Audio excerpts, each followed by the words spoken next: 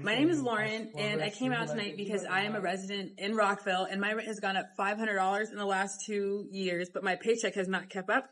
And I'm out for all teachers because we know how hard it is to teach and how much we pour into our community and how we just deserve a place to live within our community that we teach in. Hello. I just wanted to come and share testimony as a school teacher here in Rockville. I coach Girls on the Run, and I'm a Sunday school teacher at a local church here. I just wanted to share, especially being a special education teacher as I am, I teach students with the most cognitive needs.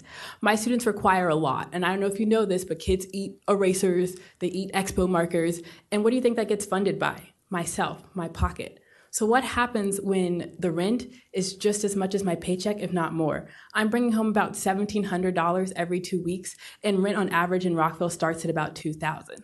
You could say, sure, there's programs like MPDU, which I've tried, but it's quite discriminating when you're a young, Black, single female asking for cheaper rent. And I'm not asking for cheaper rent because I don't work hard. I work super hard. I work 70 hours a week at least, teaching, being a special ed teacher, and I also nanny on the side, despite those other community impacts I make.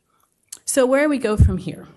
I am asking you for rent stabilization because there are young teachers like myself who love this area. I want to raise my children in Rockville. I want to raise my children in Montgomery County Public Schools. However, I cannot save for the future if your rents are more than what my paychecks are. So I'm asking you to think about the teachers in this area. And there are a lot of us who are single, and which is fine, but you cannot be single and living in Rockville and expect to give the students all that they need. Like I said, those manipulatives are coming out of my pocket. And what happens when you're someone like myself who does give back to the community? I'm a Girls on the Run coach. We've donated over 2,000 cans this year alone from our Girls on the Run organization run to 2 different communities in Rockville, the Twin Brook Metro Shelter and Crabs Branch.